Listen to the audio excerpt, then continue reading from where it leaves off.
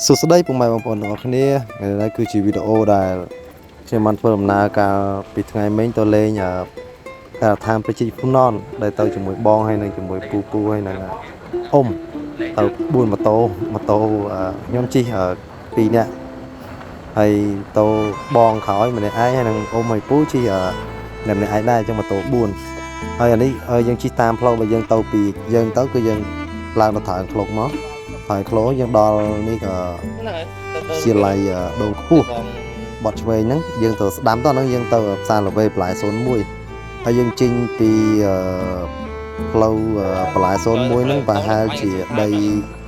ជិត1គីឡូហើយយើងនឹងឃើញផ្លូវបត់ឆ្វេងយើងចូលទៅក្នុងតាមភូមិហ្នឹងតិចទៀតយើងនឹងឃើញការដ្ឋានកន្លែងបើកការដ្ឋានមុនណាគម្រោងប្រជាជនណនរបស់យើងបាទនេះគឺដល់ផ្លូវចោះនេះយើងបត់ឆ្វេងមកបើយើងទៅត្រង់គឺយើងទៅថ្មសយើងបត់ឆ្វេងយើងជិះតាមផ្លូវលំហ្នឹងមកទៅស្អាតផ្លូវនោះស្អាតណាស់ឡងប្រហែលចាក់បេតុងហ្នឹង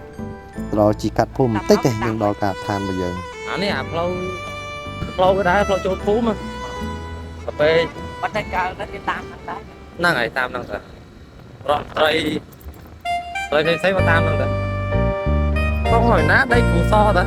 បងនេះតាមកាប់មើលគ្រូសណាគ្រូសតើ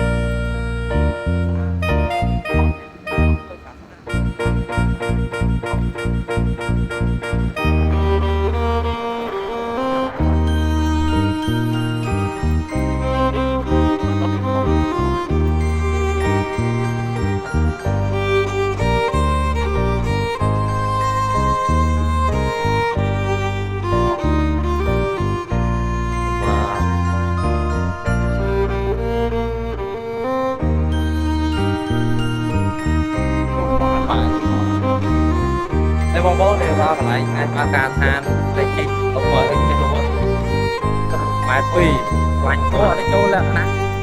អូខ្លាញ់គោនេះតនេះបងប្អូនយើងមកដល់កន្លែងការដ្ឋានប្រជាជនណនហើយបើកថ្ងៃមុនហើយសូមបងប្អូនឃើញនៅទូរស័ព្ទអត់ដឹងថាធំនេះគឺជាគម្រោងការងារបើកការដ្ឋានជាគំរូ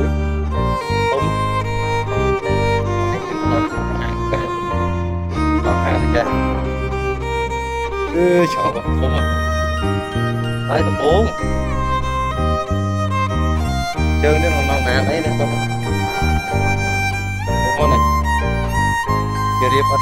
sai nhỉ sai bắt tê bắt bọc lắm rồi bạn ta ôi trời ấy ấy đi cho pi tón này biệt chơi đá cái nặng này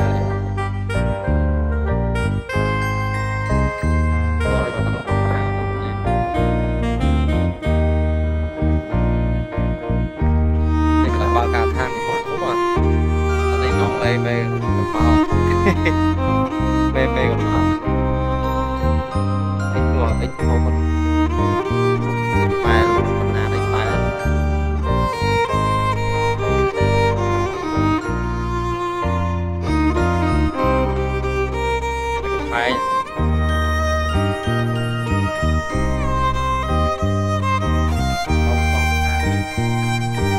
đây dương một hàng đi một cuộc